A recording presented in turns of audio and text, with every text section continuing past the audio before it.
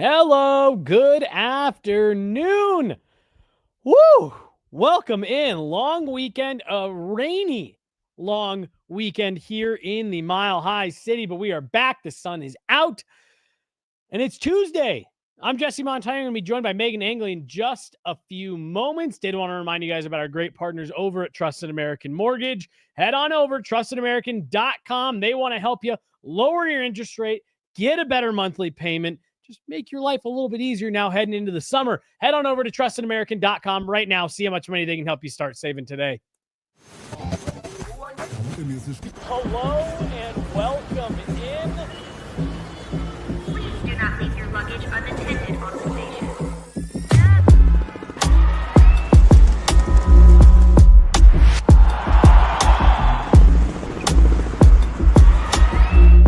Welcome to the show.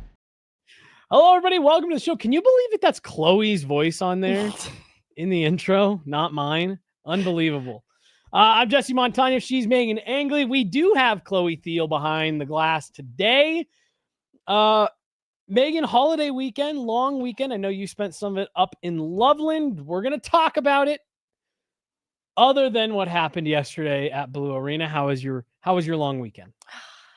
It still felt busy for some reason. Maybe it's because Eagles played Friday and then they played Monday. And so in between, it was just kind of looking at other games going on in the conference finals and the NHL. So it still felt really consumed with hockey. And the rain made it all feel kind of heavy for some reason. Yo, the rain, Saturday. That was a total, just like I told my wife, we were out running errands, but I said, this is such a just like lay and rot in bed kind of day. Because it was windy. It was pouring, at least at my house, it was just pouring rain all day. Yeah.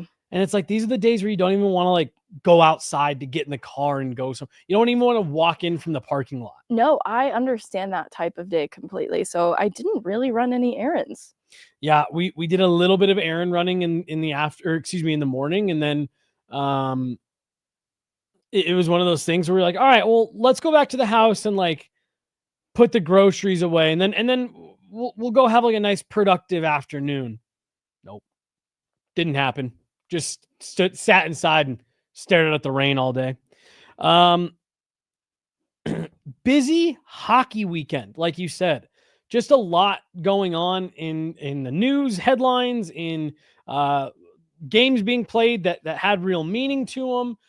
Just a lot happening across several different leagues, world championships. And Meghan, we are going to get into pretty much all of it. And let's start with what we wanted to touch on a little bit on Friday.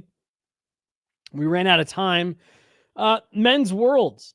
World championships have been going on. They always run concurrently with the NHL playoffs. It's always a mixed bag of who you get over there. But the year before an Olympic year, not an election year, the year before an Olympic year, you typically see a lot more of the big names going when available. Team Canada had Nathan McKinnon, Macklin Celebrini, Sidney Crosby, Marc-Andre Fleury, Jordan Binnington in net. And yet, Meghan, they are upset by Denmark in the quarterfinals. Don't even get to a medal game. Canada loses 2-1 to Denmark. What is easily the biggest game in Denmark's hockey history is one of the more shocking upsets that we've seen, even at a tournament like this, where the rosters aren't best on best. Yeah, it was definitely a shock to the system for Team Canada. I think it was a close game, and Canada had the lead in that game, but Nikolai Ehlers. So I think that's kind of the fun part in that is we were talking like, well, who's on Team Denmark? Like, what happened here? Nikolai Ehlers happened. They held that lead until 2:17 remaining in regulation to even that score. And so because it was already so close, I think that it's just a fun storyline for Denmark, but obviously really disappointing for what Canada was trying to brew up with some of the talent that they had on their roster. Yeah, and we mentioned it on Friday. Marc-Andre Fleury was trying to become a member of the Triple Gold Club, and really what was his last bit of high-end professional hockey. They fall short, but that did open the door for Team USA, who does go on to capture gold by defeating old friend Sven Andrighetto and Team Switzerland in the gold medal game.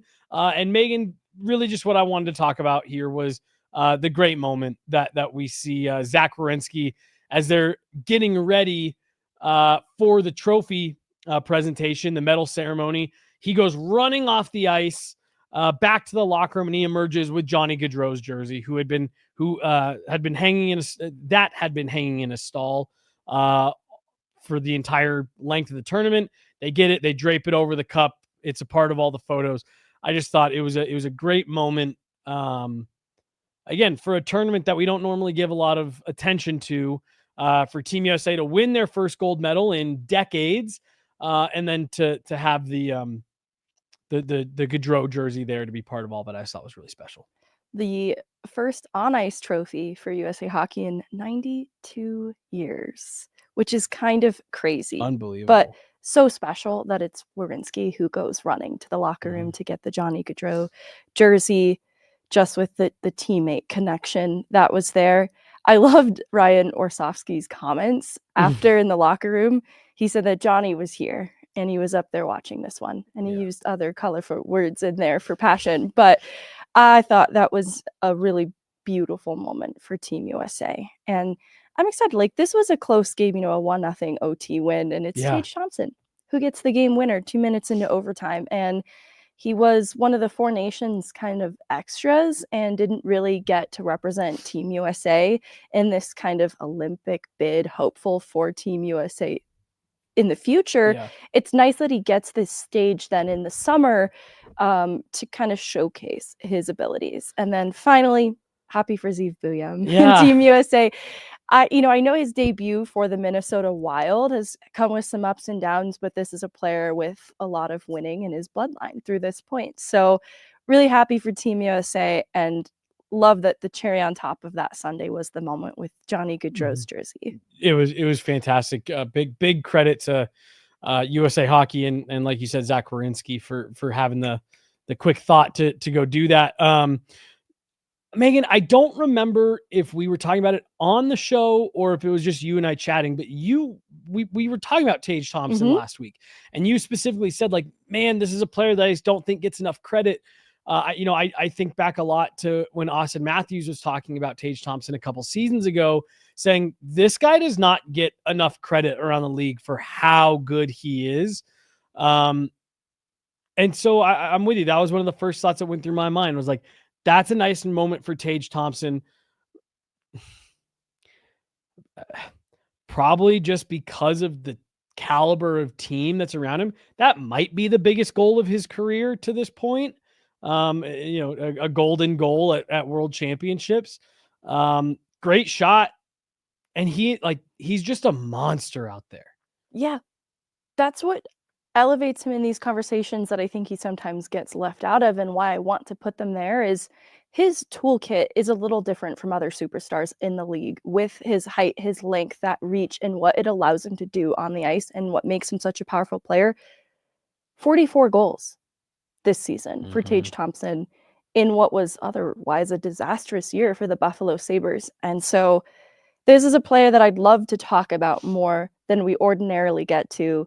Excited he has this moment. Hope it does strengthen his case for representing Team USA in the future. Yeah. And I mean, I don't have it necessarily built into this show, but Megan Bowen Byram, JJ Peterka, we're seeing both those names out there. We know that Buffalo has entertained moving Tage Thompson before. Sounds like that was maybe even a conversation again this past season. I know in the lead up to the Casey Middlestat trade, the Avs had poked around Tage Thompson. I think this is a player that we should maybe revisit here in the coming days or weeks about, like, is this a guy that could be on the move? And boy, oh boy, you're talking about 2C. Would that not be a great fit? Hearing the rumors in the past of instead of a Middlestat, what if it was Tage Thompson? It's like how I felt about what if it was Matthew Nyes and the Avs were somehow able to orchestrate that as part of the Rantanen return. I almost don't want to hear this information between Tage Thompson and the Middlestat trade and now Matthew Nyes and the Rantanen trade. I don't want to hear it because it didn't happen, and I would have loved it if it did. Yeah, I'm with you. That would have changed a lot of things, in my opinion. But I'm with you. Good to see Tage Thompson make an impact, because this is a little bit of an Olympic tryout. It's part of the reason why Connor Bedard has gotten some heat, even though he went last year. There's a lot of people who said, well, why didn't Connor Bedard go this year?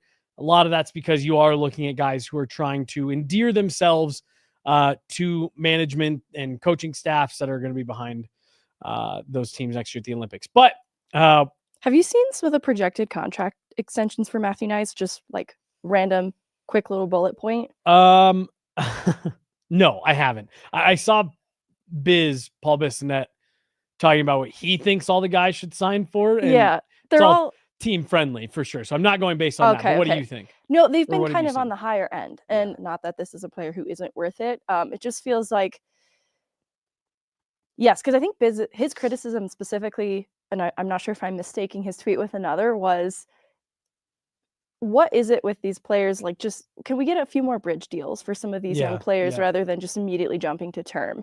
And I think some of the contract projections I've seen floating around immediately do jump to kind of long-term contracts. And I love Matthew Nyes, but it feels so nerve-wracking for Toronto. Like, isn't this kind of the room you're trying to get out of? You've anchored yourself, handcuffed yourself to some of these long contracts with these star players that you're banking on will be the difference makers. And look, I already like the body of work from Matthew Nyes, but it feels like we really got to change the direction of how we are constructing the team in the immediate and the future. So anyways, I was just looking at it curiously, because as much as I love this player, I do think that the Leafs need to buck some trends here with some of these next contracts. You know, for as hard of a time as, and I'm not even saying that it's not warranted, you know, for as hard of a time as the Avs organization gets, and Chris McFarland and Jared Bednar and star players for not, you know, winning more than one Stanley Cup, the Toronto Maple Leafs for years and years and years struggled to even get out of the first round. Now it's okay. Now you can get to the second round, and hey, you won a game in the second round. It's like, yeah, incremental improvement, but you're almost a decade into this. To your point, Megan, like, I don't know, maybe don't let one guy walk only to immediately run it back with a different player like 2 minutes later. Like, I just, take a deep breath and maybe reassess how you're putting this together. I almost said long-term contracts aren't always a good thing. I think if you can lock up good players for a long time, that's generally a positive. But I think the point you're making is like, yeah, but you just got out of what felt like a stalemate a bit. Yeah. So I'm excited to see what they work out with him, because he's obviously a valuable player to Toronto and the future direction of the club that it needs to be heading. Yeah. Yeah. And I do think he's a little bit not as samey, but I totally hear what you're saying. Let's move on and let's talk about it, Megan. No. Let's talk about it. On Friday, the Colorado Eagles do force deciding Game 5 with the Abbotsford Canucks, winning in exciting fashion. And you kind of felt good. All right, you're going to get a couple days off here. Go into Monday. You're at home. You're feeling good. Every game has been tight. And then they lost 5-0 yesterday. It's devastating. It's puzzling. A lot of the Avs front office has been there throughout this whole series. And when I want to say it was 3-0, you could see in the hallway in intermission a lot of serious conversations happening among the front office staff. And I can't help but feel like the way both the seasons have ended now for the Avs and for the Eagles just felt so disappointing and kind of mind-boggling, because Abbotsford had the second best home record, or wins at home, in the league behind the Colorado Eagles this past season. And so the way this series starts, 2 games on the road, Eagles steal one. And so they get shut out 2-0 in that first game, and then they come back and steal game 2 with a big 5-3 win. And obviously that game 3 is an OT loss. And honestly, I thought the Eagles were the better team. So that's where this confidence is starting to build. It's paper thin margins, but the Eagles were very good in game 3. I want to say they were the better team in the OT period by period. I think Abbotsford could make a case for being a better second period team in game 3. But when you boil it down, if you had the possession numbers that we had access to for the Avs, for example, 5v5 possession, right? It would probably have favored the Colorado Eagles, including much of game 5, which I'll get to in a second. They have the statement win in game 4 to force the game 5, and they really limit Abbotsford to very little opportunities. And they get a power play goal, which has been difficult because Abbotsford's penalty kill has been second rate in these playoffs, like one of the best in the league. And though the Eagles have had a good power play in the regular season, a top 10, and then in these playoffs, still a top 10, but held to fewer power play goals than they were used to getting, it was significant then for them to kind of get that monkey off their back, getting that Ty Felber power play goal in game 4. And then game 5 happens. Now we're present day. Present day. I have some frustrations. The way this game starts, drop of the puck, Eagles have intensity. They're pushing. They're controlling the pace of this game in the first period. There's a few moments early on that I think are significant, and I won't make excuses for them, but I want to point them out. The Eagles get a power play in the first period, and so not only are they creating chances 5v5, they get this power play opportunity, and a couple of those pucks go into the netting, plays disrupted, stopped, they restart face-off kind of thing. And then at 2 different points in the first period, Sheloffs moves the net off its moorings and gets a whistle. And the first time it happens, he gets a pretty stern warning from the referee. Stop it, Artur. Anyways, he warns him. And the second time it happens, the crowd is losing their mind. It's so obvious he did it intentionally. It was an Ivan shot, I remember. And I remember thinking to myself, that probably wasn't going to beat him clean. But in both these instances, they could have been second, third opportunities for the Eagles to try for. And when you're seeing, too, the way in which their play is already being disrupted, some pucks going to the netting, execution issues, that's going to be where I'm not giving them excuses.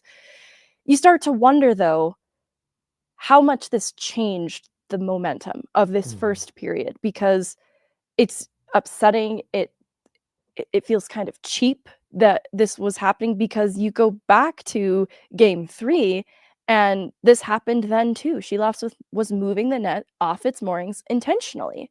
And so he created this habit of doing it to where you're not even giving him the benefit of the doubt as a viewer. Right. As the officials on the ice, he did get it, because that second time it happened, there was no repercussion. And the Eagles... WEF didn't do anything? A WEF didn't do anything.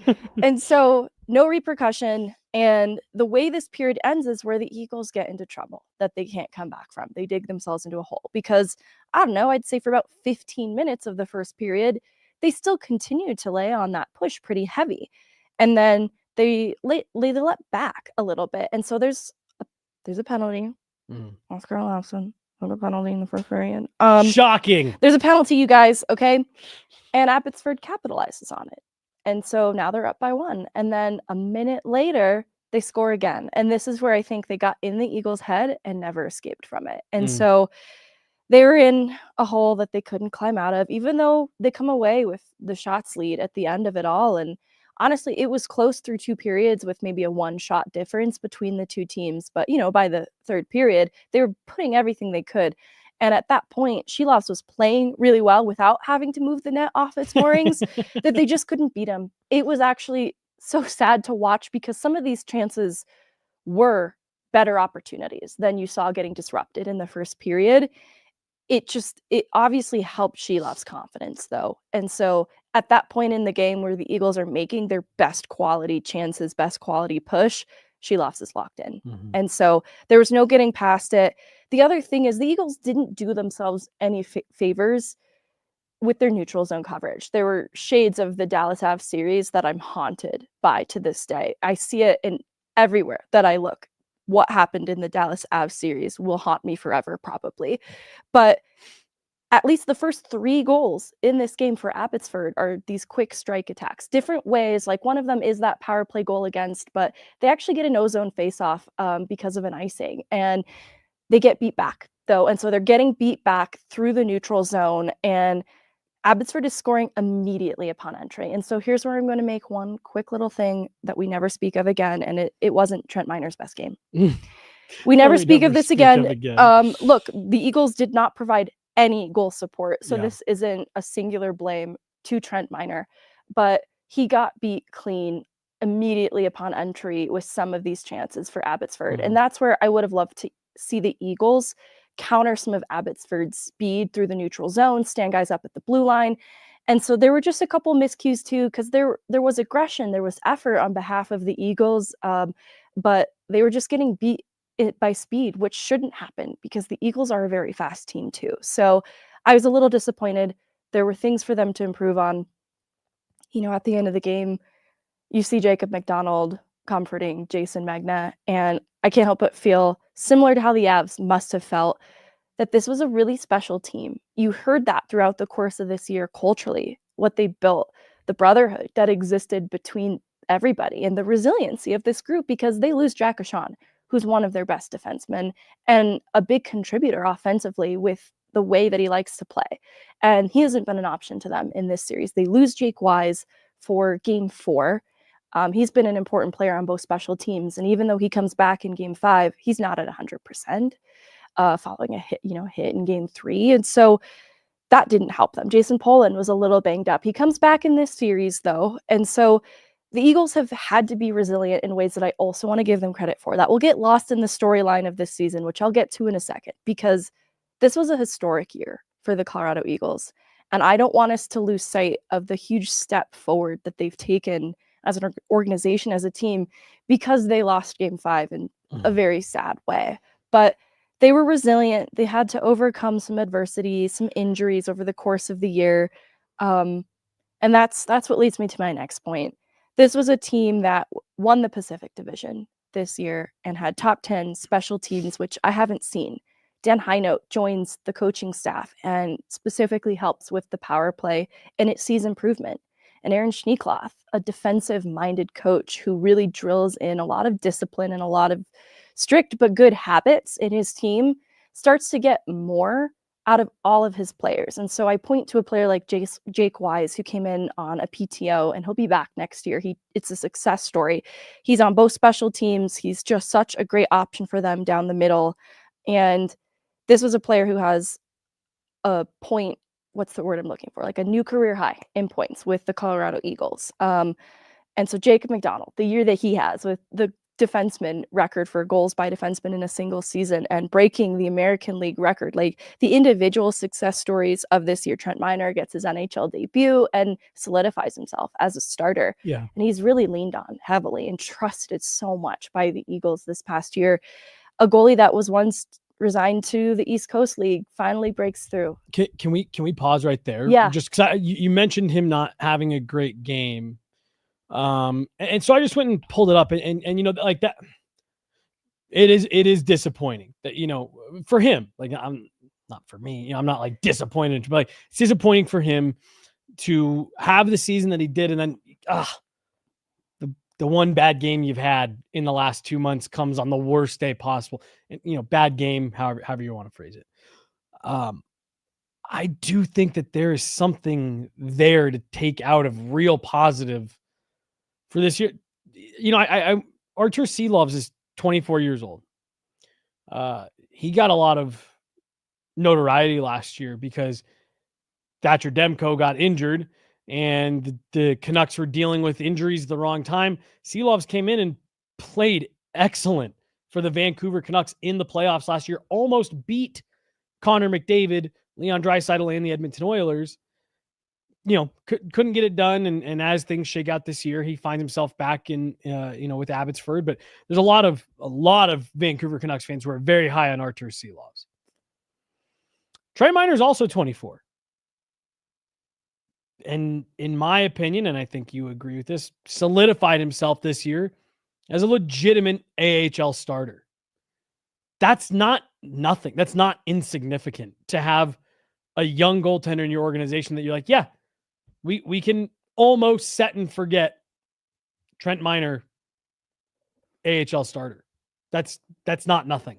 No, it's not. It just in hearing the way his teammates talk about him, this is hilarious too, but even the way the wives talk about him, he's leaned on so heavily. He is trusted so much. And even in this game, comes up with some big saves. There was a windmill in the second period. I remember thinking, oh, I really hope they make that worth his while. You know, like I hope they just get one to go. I was really hoping it wouldn't result in a shutout loss. He's a .925 goaltender in these playoffs. So that's the other thing too, is he was the reason they won some nights going back into the Barracuda series. Not that the Eagles didn't play well. He just, like a Mackenzie Blackwood, would settle things down if the Eagles didn't have their best period. Because, you know, period by period, it could ebb and flow a little bit as to who was the better team. And Trent Miner was this constant over the course of these playoffs to give them a chance to win every period, no matter what the product was on the ice. And because, you know, you look at their lead points producers in these playoffs, and the top line of Ty Felleber, Jason Magna, Matthew Phillips, so much came from that line.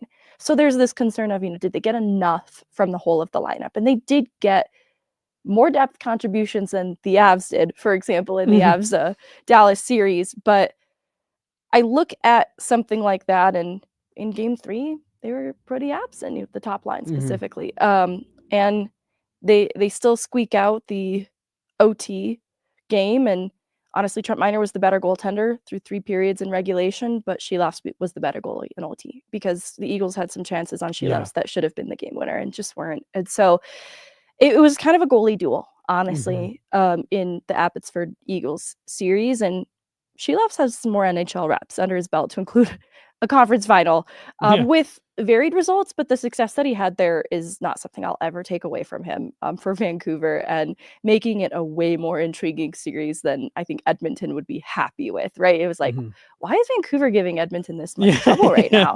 Like, do they deserve to be in the conference final right now? We all looked at that, because do you remember we were sitting in that bar in Dallas all watching that game where Vancouver came back on them, and we were like, what is happening?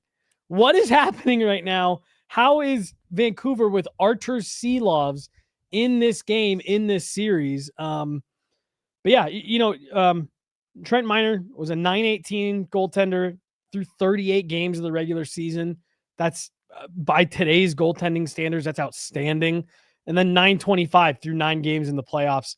You know, actually, do you have compared to the other goalies through this playoffs? Because now I'm starting to, he had one of the best save percentages a couple games earlier in this series. So now I'm curious where he finished. Don't worry. Silov, geez Louise, no wonder. He is a .936 right now with a .173 goals against through 12 games in these playoffs. So for as good as Trent Miner was at a .925, you ran into maybe the only goalie that was hotter. Yeah. And the Eagles padded his numbers there a little bit in trying to create so many opportunities. That's not to take away from Shelovs, but the nonsense with moving the net really bothered me, because it cheapens what is a good goaltender, and it just takes away then from your evaluation of his success a little bit when you're factoring that in. Yeah, no doubt. Before we move on, we got a note here. Who threw a chair? Oh my gosh, I forgot to talk about this. There's some bad information going around about this, but on the Abbotsford broadcast, you could hear the play-by-play guy arguing with someone in the background. And the Abbotsford play-by-play guy claims that a chair was thrown at him by an angry Eagles fan who came up, because if you know anything about the way the press box and then these areas, like the broadcast booth for Abbotsford would be here, Eagles is right here, press box is in between. It's pretty open access because there's suites on this floor. So anybody who has a suite can just walk around this floor, and the top of the lower bowl, this is the hallway. So it's completely open to the public. So it's not impossible. This fan went up and was heckling the play-by-play guy. But you can see in the Twitter thread, the fan came forward and he shares his side of events and says that he went up there and he was heckling them about Sheloff's moving the net. And it was during the live broadcast, which isn't cool. You should not do that at all. But the other guy with Abbotsford, like, I don't know if it's color commentator, play-by-play, slams the door shut so that this guy can't keep heckling them. And something about the door being slammed shut, the fan claims, is when he thinks this guy thinks he got hit by a chair, but there was never a chair thrown at him. Allegedly, according to the fan, this was just a door being slammed shut. So I don't know who to believe. All I know is I was there and I was not alerted of any chairs being thrown, which, by the way, would not be cool. Heckling broadcasters, throwing things at that would never be okay. I'm just not sure that's exactly what happened. If it is, you shouldn't be allowed back in a hockey rink. If that's not what happened, it is equally not cool to make a story like that up. No, and so where I think it maybe wasn't made up is when the door was slammed, maybe something fell over. Something, knocked him.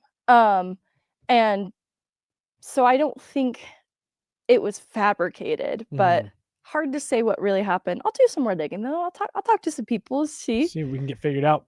A really fun season for the Eagles, but ultimately a really disappointing finish there, Megan, in what is technically the third round of the AHL playoffs. So they went deeper than they ever had, but could not get out of their own division. The parallels between them and the Avalanche run deep. Megan, let's step up to, I was going to say professional, but AHL is professional too. I wanted to make a cool little let's step up to the pros, and we were already there. PWHL did award the second ever Walter Cup this weekend.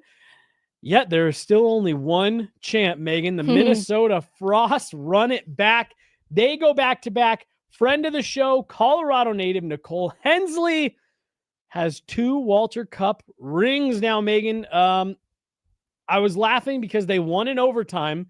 And I said, there had to be a little bit of PTSD when that puck went in. Like, do we all... Is it real? Do we go? Should I hold on to all my gloves? Because they had the goal called back on what they thought was a cup-clinching goal last year. But just great for Nicole and the entire Minnesota Frost organization. Back-to-back PWHL champs. Well, what I like about this, too, that I hope people don't take away, is there enough parity in the league, for them to be back-to-back champs? Do these teams need to be constructed differently to be competitive? It was a best-of-5 Game 4 win. So, all right, 2-1, they sweep, but all games go at least 1 overtime. And Game 3 went to triple overtime. Yep. One of the longest games in PWHL in its short history. And so these were tight games every step of the way, is what I want to point out. It wasn't as if Minnesota coasted their way through this series against the Ottawa Charge. It was really tight. And so I want to give them a shout out. 33 save performance for Maddie Rooney in this Game 4 win. It says a lot, though, about the identity of this team, why they would have continued success in the postseason with what they're building there. Not to mention, Megan, they got in as the last seed in the playoffs on a tiebreaker. So to your point, it's not like they, dominated last year, coasted to the Walter Cup, and then dominated again this year. And this is a team that has had to fight for everything. Again, last year, the last team in. They're in the original 6 era. They take the top 4 teams. Each of the last 2 years that Minnesota has gone on to win, they have gone in as the number 4 seed. Yeah. So credit to them. They know how to turn it on at the right time. Right. Sorry, I said sweep. They lose Game 1, and then they go on to win the following 3. So they start the series down, and it's just a comeback from start to finish, and a tightly battled series.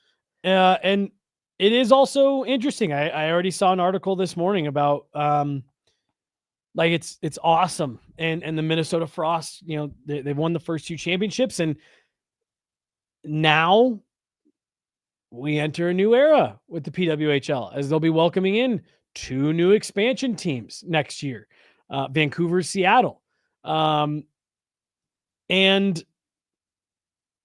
so, you know, it is just interesting, because it's like, all right, well, the original 6 era has ended, and the Minnesota Frost were the only ones that ever won anything.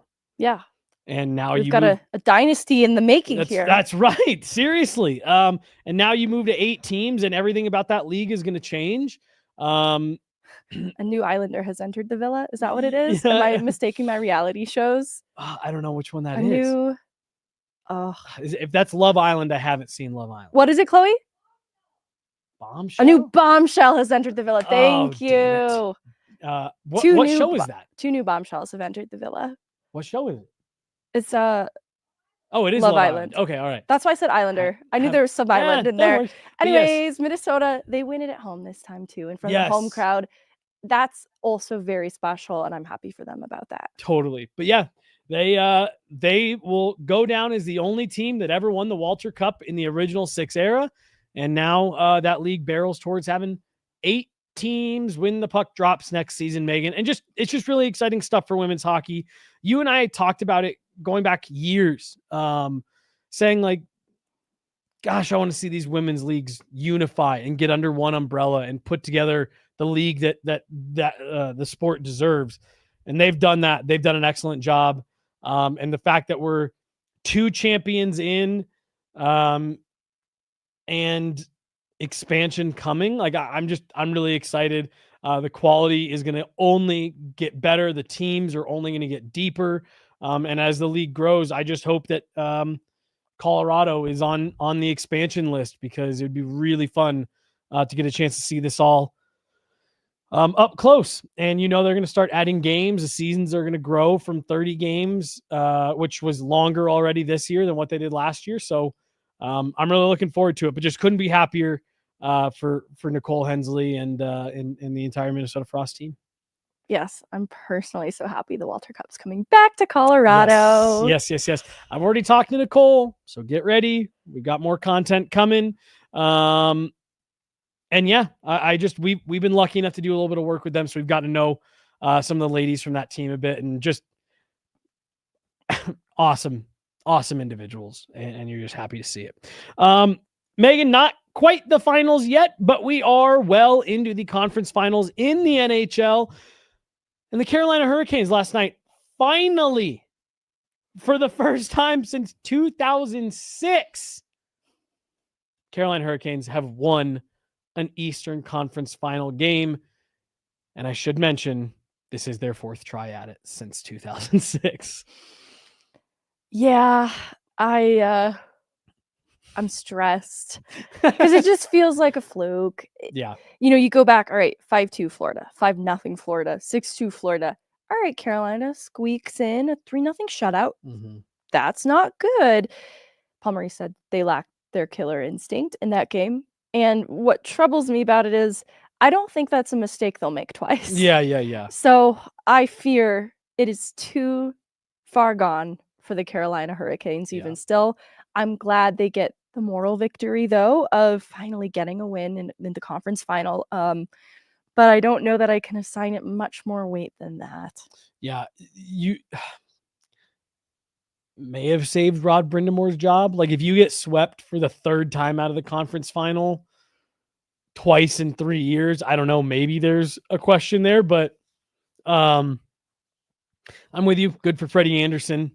Did not start game 3 because of his games 1 and 2 performance. So for him to get back in the net, get a shutout, bring the series back to Carolina, good. Good for them. But I'm with you, Megan. I just don't know how much of a difference it's going to be. I want to read this Brindamore comment, because we talked about this after 2 games had been played in the series, how players like Svechnikov didn't even register a shot on net. Mm-hmm. And after game 3, Brindamore said it's bad decision making, and the 4 rookies in the lineup can't be some of your better players. That can't happen. There's a couple of guys in there that I don't think came to play the way they needed to in this time of year. can't be Jordan Stahl and Martin Nuke being our best players. That can't always be that way. And they are every night. We needed more out of some guys. Now, obviously, great response from the team then in Game 4 on the heels of those comments, but it points to greater concern, a larger issue here for the Hurricanes to address. Right. And it's part of what, just from the analytical, what we do standpoint, it's part of the reason why the Mikko Rantanen thing not working out for Carolina seemed to hurt as much as it did, because that was their attempt at solving this problem. Yeah. They've always had this problem. Our best players, our players who put up big points in the regular season, don't show up, can't make the impact that we need come playoff time. And them trying to add Mikko Rantanen, that was them trying to do that. Yeah. That was them trying to get themselves a playoff performer, an offensive force, someone who in these moments, now, you read off those final scores. I don't know if having Mikko Rantanen makes much of a difference. 6-1, 5-0, 5-2. But I think the idea was always supposed to be, we need a top guy who doesn't go quiet come playoff time. Part of the reason why I give him so much credit for getting to this point, because I actually do think that going into the playoffs, they were a worse team than what they were at the start of the season on paper. But yeah, I'm with you. I don't know. Logan Stankoven scoring that goal is a great story. Don't know if that's going to be enough to get him back in this series. Not to mention, you're playing a Florida team who went through this last year going up 3-0 and seeing it almost whittle away. Yeah. That was a funny turn of events. I'll be curious to see. I do think to the Logan Stankoven part is interesting. He's their 4th highest points producer on the Hurricanes, and I don't think he was expected to be that. So that also still reinforces this concern. Like, it's great that they are getting this kind of production out of him. 5 goals, 3 assists through 14 games for the young player. Great. But also, there needs to be more from other players with more experience and more expectation. So we'll see how it plays out. Did you? Which one? Hurricane. Yeah, I did read that one. I don't want to put anybody on blast. No. We're just moving on to the Western Conference Final. Yeah, sure is. Western Conference Final. I want to start here. There's a lot that I want to touch on with this series. But I want to start with the slash on Roope Hintz.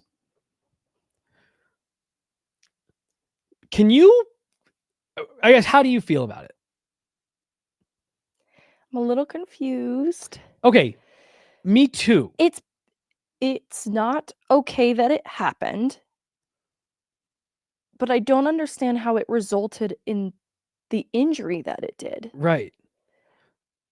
And I believe that an injury really occurred because he was not available to them game 3. Yep. Still a game time decision for game 4 tonight.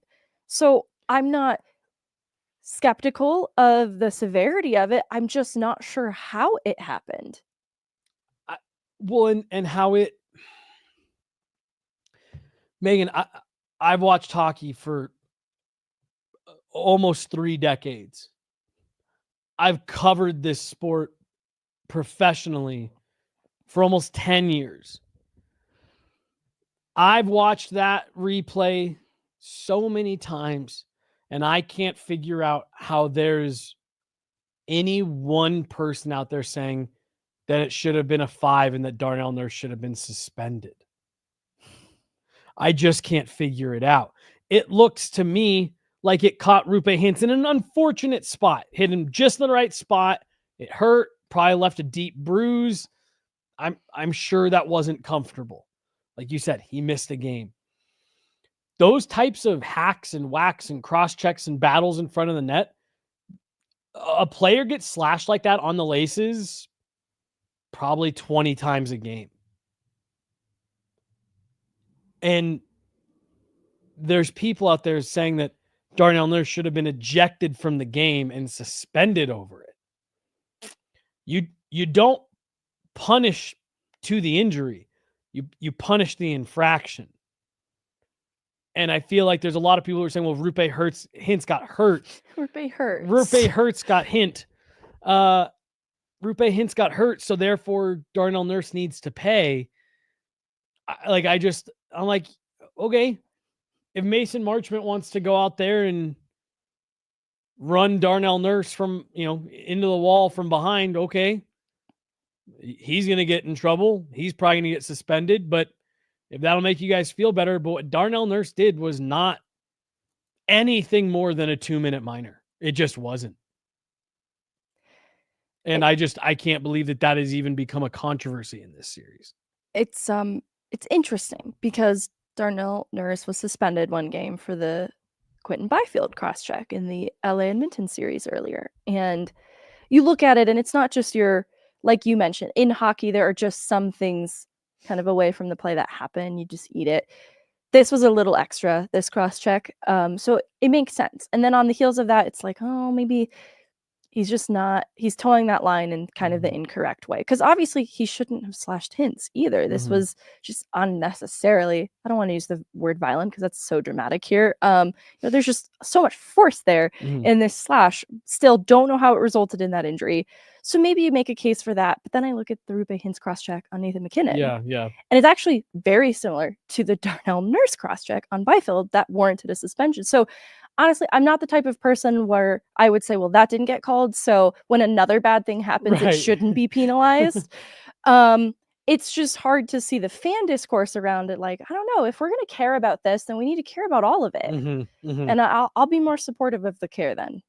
Yeah, I mean, I'm with you. And it's just like, I don't know. And I mean, even Pete DeBoer getting up and saying, I don't know how that's not a 5. It's like, yes, you do. You're a smart guy. You've been around hockey your entire life. You know exactly why that wasn't a 5. And you're up here once again, pleading your case. There's a clip that I'm still getting comments from Dallas Stars fans about where we talked about this in round 1 after game 6, where Pete DeBoer got up and said, I'm disgusted by the missed calls. It can't happen this time of year.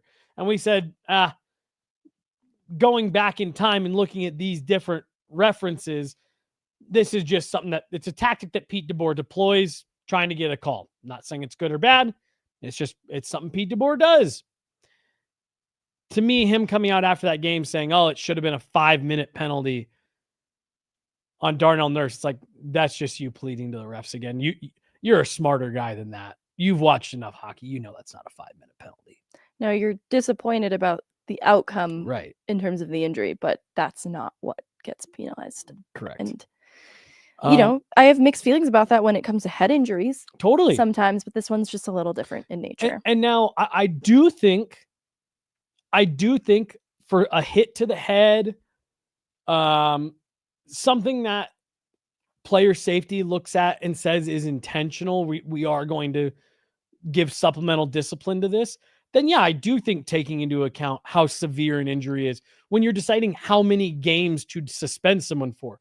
You cannot call a penalty. How many times do we see it, Megan, throughout the season where there was the Jamie Benn high stick. The ref didn't see anything, but he saw Jamie Benn do this and go down.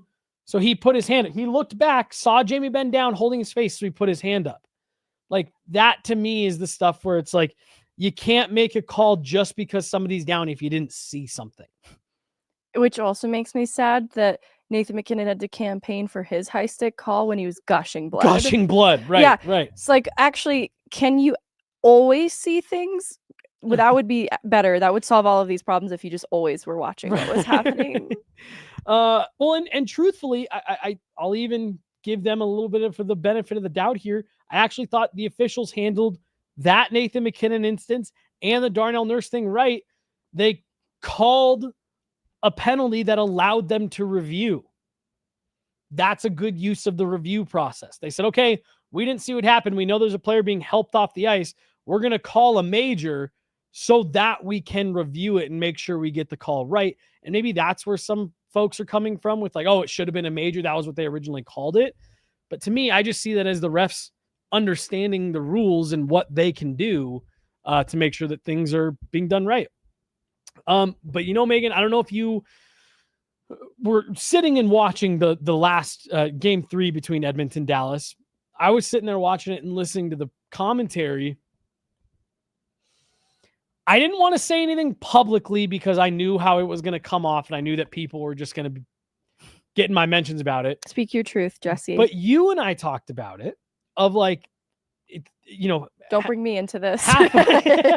But Megan, you said, no, but we were talking about it as that round 2 is nearing an end, Dallas and Winnipeg. And we were saying, wow, what Mikko's doing is incredible. This is amazing to watch.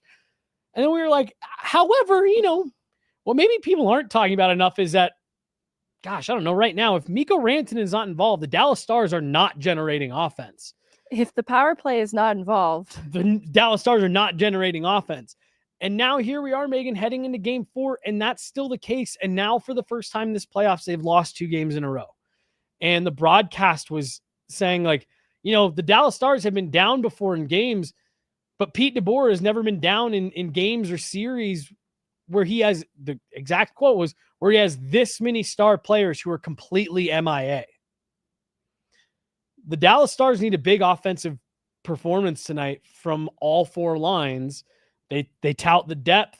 They tout the amount of high point getters they have, but this does seem to be a little bit of a pattern for the Dallas Stars as they get deep and the offense dries up. Mikko Rantanen now without a goal, I think for 7 games. He's still producing, but the offense is drying up quickly in Dallas. And if the Finns aren't involved, they really aren't generating much right now, Megan.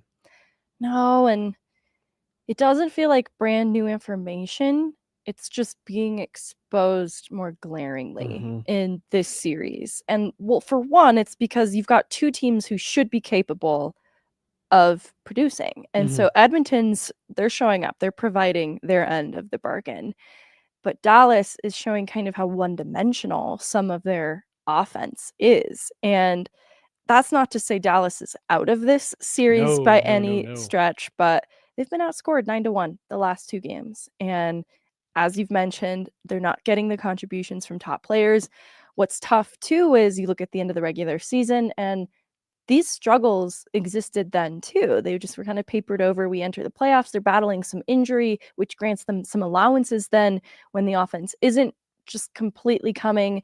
And similarly, they get some amazing performances from Mikko Rantanen. And I think even Matt Duchene, the player that often comes up in these conversations as the guy who doesn't always show up in the playoffs, I think, going back to Dallas Avs, it was pretty good. And so seeing these players grow a bit quiet in the conference final against a team that's going to take advantage because they don't have a hard time coming up with offense. And they're getting, some better goaltending the last couple games. So if that continues to persist for Edmonton, then Dallas is definitely in trouble. They're in trouble. They've got to, and they that's a tough building to go into. Edmonton, it's loud. They play well there. I'm trying to pull it up really quick because I have seen some of the most recent comment that came in, Mikko doing Mikko things. I have seen a little bit of this sentiment over the weekend of, Mikko Rantanen disappearing. To me, that's just a little bit hard to say. He's got 10 more points than the next closest Dallas Star. Make one thing very, very clear here. If not for Mikko Rantanen, Megan, the Dallas Stars are not here. They are not in the conference finals, even close, if not for Mikko Rantanen. So, yes, the Avs would have escaped round 1 if not for Mikko Rantanen. Pretty easily. Right. Yeah. So, no doubt, people can give Mikko a hard time. He's gone several games now without a goal, but he is still producing. And the only players that have more points than him in these playoffs this season are Connor McDavid and Leon Draisaitl. So Mikko Rantanen holding up his end of the bargain when it comes to generating and doing what he's good at. The problem that the Stars are running into right now is really nobody else is. And you mentioned the power play. Game 3 against the Edmonton Oilers, Megan, was the first time in these playoffs that Dallas has had a game where they have scored a goal and have not gotten a goal on the power play. Their only win in this series so far, they're down 2-1. They were down 3-1 in the game and scored 3 power play goals in the third period to come back and win. So if it's not special teams and it's not Mikko Rantanen, the Stars don't have a lot of answers right now. They got to find a way to get to Stuart Skinner tonight, or they're going to find themselves down 3-1 with not a lot of offense going against a team that can seemingly score whatever they need to score. Also, credit to Edmonton. This is 2 series in a row where their team defense has looked on point. Yeah, it's an area of the lineup I think they've committed to investing in. And so that left maybe some of a gamble in net, and Stuart Skinner playing well the last 2 games. They're really well-rounded so long as that's the case because of that. And honestly, that's even without Matthias Ekholm to help, which is extremely impressive. Where are we at with Matthias Ekholm, actually? I'm curious. He not ready for tonight, but he is back. Not tonight, but potentially next game. I want to give them huge credit. Oh, absolutely. For withstanding this far through the playoffs without one of their best defensive defensemen. And they've used both goaltenders, Megan. They've had to. And for them, I'm with you. I'm as we talk through this more, I'm piling more credit on for the Edmonton Oilers. And how about Stu Skinner? Up until game 3, he either got absolutely blown out of the water or shut the other team out. I thought it was great. He was 3-4 with 3 shutouts. I thought that was great. No, yeah, goalies they're fun. They're funny little guys. They really are funny little guys. And I love to, Edmonton, when you talk about teams relying on a power play, is a team that usually gets accused of this, and they've gotten scoring in all situations, essentially, like 5v5 power play when they need it. Zach Hyman has been putting the puck in the back of the net. So it's not just the Connor McDavid, Leon Draisaitl show on the power play. Yeah. It's more diverse than that. And that's where I want to give them some credit too, where I'm looking at Dallas like, I think you're just a little less dimensional than this current version of Edmonton. I believe it's 3. It might be 4. I'd need to pull it up and check, but at least 3 goals within the last minute of a period for the Edmonton Oilers in these playoffs. And that's helped them out a lot. Timeliness matters. So yes. That was the other thing I wanted to raise with Mikko Rantanen and his contribution specifically. You can't knock him for not contributing, but timeliness matters a lot too. And so this is a time for the big game players to be big game players. And that will matter more than the overall points total. It's showing up when you're needed. Yeah. Avs know this. The better Avs, than anyone. It's coming from a hurt place right now. The Avs know it, and the Dallas Stars are going to need him to show up tonight. So I'm very much looking forward to that game getting going here tonight. Any other thoughts on conference finals? Let me look at my notes. No. Let's just say we're up against it a bit here, just a couple more minutes. But I just want to do a quick little around the league. We saw an embellishment call last night on Matthew Tkachuk. There was a hooking call made never have the right way to say that, against him, and then an embellishment call made on him.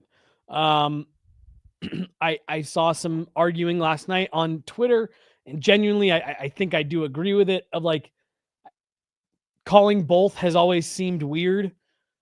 If it was a hook, call the hook. If it was embellishment, call the embellishment.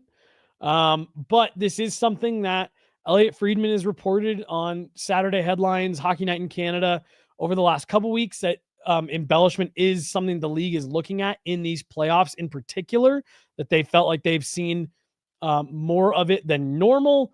There was a call last night where Carolina wanted an embellishment call made on Tkachuk, didn't get it, and then later in the game they did. I guess, Megan, just your thoughts. We felt like we saw a good amount of it in in round one. And we even talked to Cale Makar about it as well. Yeah. I think what's frustrating is it feels like it's a little too late. The way to execute cracking down on embellishment is to be consistent in doing it from the jump, because it has affected the trajectory of these playoffs. That's not to say the result would be different if this was applied more consistently, going back to game one for all teams. But the timeliness, no, it matters. And so, I just look at the way officiating feels like it changes in games by game situations. Like game 5 for the Eagles, the refs swallowed their whistles. I don't necessarily mind that. It becomes an issue, though, over the story of a 7-game series if game by game there's a lack of consistency. And so it's like it changes the trajectory. And so I'm all for this being something that the league investigates, because if anything, you go back to the earlier rounds like Avs Dallas, and you can see as a player that there's a strategy to adopt here, that there's value in towing that line of selling something just a little bit more, because you look at Jamie Benn walking into Josh Manson's stick and it resulted in a power play for Dallas. So yeah, you need to crack down on it then, because the players are watching this and seeing a lack of consequence, no accountability. They're going to implement it and take those chances then of, maybe it'll get called once in a blue moon, like with Matthew Tkachuk right now, late in these playoffs. We're in the conference finals, for God's sakes. Right. I'm not that angry about this, but I feel like that came off very angry. I just think if you want to do something, you do it right. So you do it at the very beginning and you have the process in place. And that needs to be an off-season goal for the league going into next year. And look, start retooling this, working on it through preseason and having officials kind of brought into the fold with this. Let that be the trial area for it, but not in a conference final. I'm kind of grumpy about that. Yeah, no, I'm with you. The like you said, not saying that anything would have turned out different, but there have been penalties in several series, East and West, where it's like, oof, that's a generous call right there at that moment. So I'm with you. Crack down on it, great, but there's a weird moment to start cracking down. Be serious about it, because you're cheapening your product, especially by doing it now, because it's gotten this far in these playoffs with it flying under the radar or just being accepted. That's why players are trying to get away with it in the first place. You need to discourage those habits from the jump, nip them in the bud so you don't hurt your product, right? You want this to be the wonderful high skill game. It is the conference finals after all. Don't let the other stuff cheapen it. It's good that they're doing something now, but they need a better plan for next year. I'm with you. Quickly, Jeff Blashill, hired by the Chicago Blackhawks. Megan, this is a guy who's in the Red Wings organization for a long time in the American League. Finally got the nod just before 2020 to take over behind the bench for the Detroit Red Wings. Just never got where they all hoped to get under Blashill. He gets his second opportunity here with a young Chicago Blackhawks team. Don't have to spend a lot of time on this, but obviously there's some pressure to make sure that you get to a competitive space with Connor Bedard sooner rather than later. This is a young players type coach. Megan, do you have any thoughts on this one?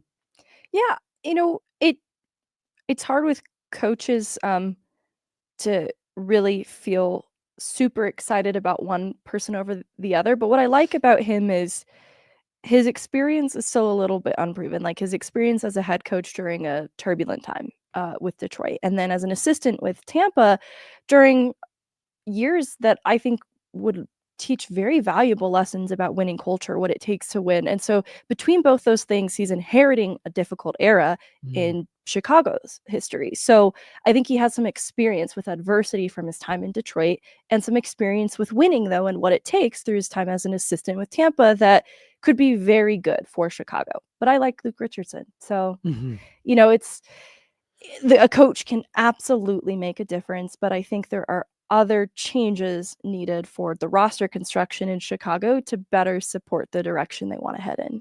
The Luke Richardson one, I thought that was an interesting decision to get rid of him. I'm with you. I liked him. I thought he was a good guy to have in charge of a group like this. But yeah, it's a business, and I think Blashill's I think it's a nice swing. No, I like it. Yeah. Yeah. Megan, there's a lot of teams that still need to bring coaches in. The only other thing I wanted to bring up, Jay Woodcroft's name is been connected to a few different teams. It looks like Jay Woodcroft will be back in the league next year. Your thoughts on him? I don't know. I've always just found Jay Woodcroft to be an interesting character. Yeah, I think he's interesting because his experience with Edmonton is in a hockey market that's kind of brutal, like relentless in their criticisms of a team, their performance. And so there are things that a coach doesn't have a say in when it comes to how a team gets built, right? That's the front office to decide. And so when we talk about Edmonton and where they've maybe left some things on the table and not bolstering their back end and taking some gambles in net and relying on the star power at the top of the lineup in the forward group, that's not Jay Woodcroft's fault. Right. So I'll be curious to see where he lands, because I think there are still some positives that might be better fully realized. Just different front office, different team, different approach to roster management. Yeah, I'll be curious to see. He's another that I'm doors open in my eyes. And with some of the openings that are available, like Boston or Pittsburgh, they seem like markets that can be maybe tough to coach in. And he might have great experience having coached with Edmonton. One of the other teams that he was tied to was Seattle, which I think market-wise maybe would be better relative to what you're talking about, but it might be smoother sailing. Yes. I don't know. I just, and we covered him for a series, and it was a quick series at that. But I just remember watching up close in 22 when the Avs swept them. And the first game was just a barn burner. I think it was 7-6 or 8-6 with an empty netter. The Avs won. And then game 2, they were shut out, and Edmonton really didn't have answers for what the Avs were doing. That was the Pavel Francouz shutout game. And I'll just never forget. I think there was 2 days in between the games. So like we got to Edmonton, then we had a day where we did pressers, and then we had morning skate starting the next day. And I remember at both the off day presser and the morning skate presser, Jay Woodcroft said something to the effect of like, well, we're going to be back in front of our home crowd, and that's really going to help us. And he like harped on that a few times. And I just remember thinking like, my guy, if all you have for adjustments is we're back at home, you are in trouble. And I just remember watching that series saying, I don't know if this guy can coach against other high-level teams. And again, that's maybe a really broad strokes thing to say based off, our limited visibility of him up close.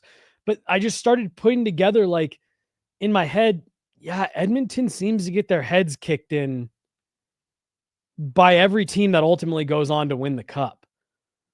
And I wonder if this is a Jay Woodcroft issue where the team is good enough to get them the seeding they need and get them in position, but then he can't, he doesn't deploy a system that can get them past these teams who are really heavily structured. So that'll be something that I'll find interesting to keep an eye on as we get into a new Jay Woodcroft era, if that's where we end up. I wonder too, sometimes when you're a new coach to a team with really established star talent, the challenges of navigating the way that they like to play, and where you have a say in this. Interesting. Yeah. I think back to Calgary, Nazem Kadri, and is it Bruce that I'm thinking of? Gaudreau? Yes. And I think, there were just tensions between an old school, Daryl Sutter. I'm so sorry. Nope. You're good. Daryl Sutter.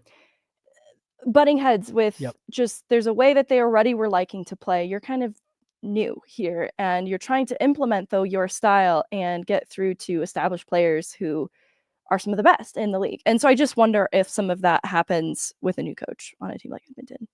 Yeah, it's going to be interesting. I thought Jay Woodcroft was a good quote, so it'll be good to have him back around the league. But will be interesting to see where he lands. That's going to do it for today. I did see it on Twitter, and then Alyssa dropped a reminder for us. Today is the 3-year anniversary of the Darren Helm 5 seconds left in Game 6 goal of the 2022 run. An all-time Avalanche moment, no doubt about it. We did have one super chat before we get out of here. $2 from Leon. Super chat lights. This was back when we were talking about Eagles, Avs, the parallels there. It says, hopefully both teams start out swinging next season. Yeah, a lot to build on for both teams. I think the Avs are going to be playing with some emotion. I think this was a year that built some scar tissue for them. And the Eagles, you hope the same for them. They can take a lot of what they did this year, move forward to next year. Aaron Schneekloth can build on another year of being the head coach. And it'd be great to see them push for a Calder Cup championship, because we haven't seen that here. They've got a lot to think about. I mean, I even think to decisions like a Keaton Middleton, who they could have made him eligible for the AHL playoffs, and they didn't. Not a huge deal, but would a player like that have helped the Eagles? Because you look at Abbotsford, and they had a lot of the Vancouver guys, the young Vancouver guys come and help them in this series. And I just wonder if that's something the organization as a whole will be thinking of, is, all right, we have 2 teams that can be competitive in the playoffs now. I don't know if they really entertained that as seriously before, that the way that they plan for how to build the Eagles up next year can plan around some of the postseason and higher expectations now that they've proven that they're worthy of that conversation. Yeah, I'm with you. It's going to be an interesting offseason to watch unfold. We'll be keeping our eye on all of it. Pucks and Prosecco at 11 tomorrow, right? A little bit earlier. So we'll be back with PMP tomorrow. And then we're just going to keep going. Short week here. She's Megan. I'm Jesse. We got Chloe behind the glass. Thanks so much for hanging out with us, guys, today. Thanks so much for hanging out with us today, guys. We'll see you tomorrow. Have a good one. Bye, everybody.